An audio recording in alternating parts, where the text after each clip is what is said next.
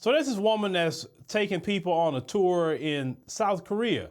I want you to hear what this woman says about the resources in their country and where they're actually getting resources from.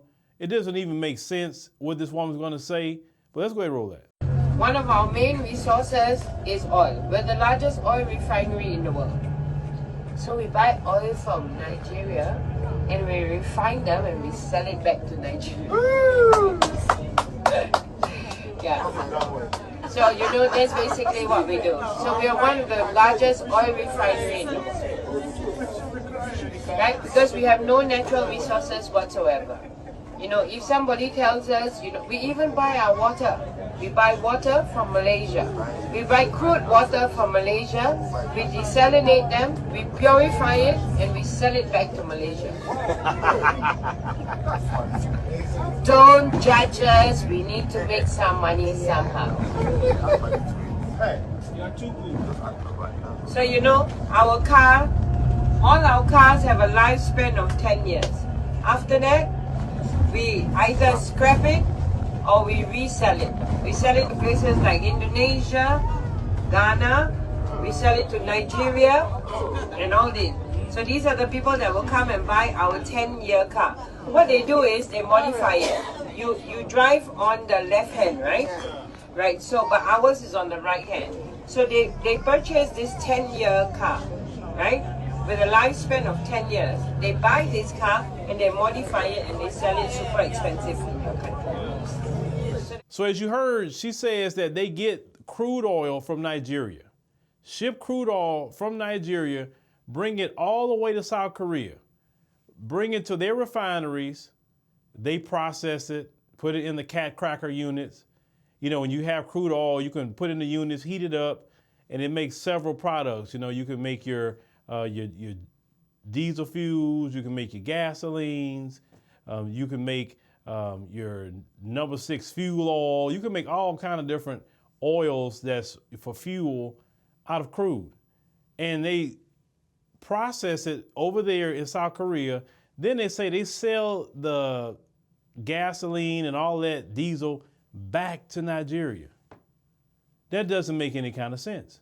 And this is why you see Nigeria in the position that it's in. Nigeria should be processing their own oil and they should be fueling their own cars right there. And that's how they would make money. They should be also processing their oil with all these different products and selling it to other countries. So they can actually make money off of it. But unfortunately, talking to a lot of our brothers and sisters who are Nigerian, they will tell you it's so much corruption in Nigeria. That's why Nigeria looked the way it looked. It's not that there are not smart people in Nigeria. There are some geniuses in Nigeria. Oh, yes, it is. You better believe that. This is why the white supremacists try to come over there and put them in schools here, because they take all their best and brightest out of Nigeria and bring them here and don't leave the people there to try to innovate the land, right? Now, Nigeria has a lot of billionaires there. It doesn't make sense for this to happen. You heard the woman say they have 10-year-old cars and they sell them back to Ghana and different African countries. You mentioned Indonesia, etc., right? While she's laughing it up. This is another country that don't have any resources, but yet they have a better life than the people with the resources. See, the African continent could turn the world on its head if they would do two things. One, process their own resources, sell it at market rate. That's the only two things they need to do. And have leaders who's going to invest the money into the people and not steal the money. Because a lot of these leaders steal the money, or they are puppets for the West, and the West is, papering them up so they can go and get all the resources and the people get nothing. It doesn't make sense for a country like Nigeria to be suffering like that when you have all that oil and other resources that's there. No one should be bragging that they're selling 10-year-old cars to you and you happy to receive it. In Ghana, they have their own car brand. I think it was Kantaka, I think that's the name of it. Everybody in Ghana should be driving those cars and those cars alone, in my opinion, if you want to be nationalistic.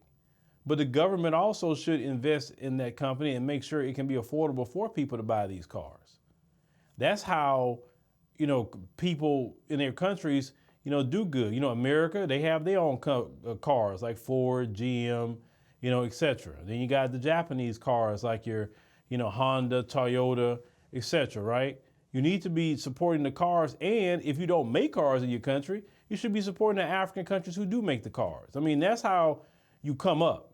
You understand? But personally, this lady saying this, I mean, it's the truth. I'm not saying if she's wrong for saying it, but aren't you tired, brothers and sisters, of watching other people live a better life than you? Aren't you tired of leaving your homeland and going to a place like South Korea and dealing with the mess you got to deal with over there, right? Off of your resources, especially Nigerians? Yeah, things got to change, and it's going to be up to the young people globally in our community. I say the oldest people that is part of the group would be Gen X, but you got your millennials and Gen Z. I believe between those three groups, those three generations, black folks will literally change our world, because I see it happening that way.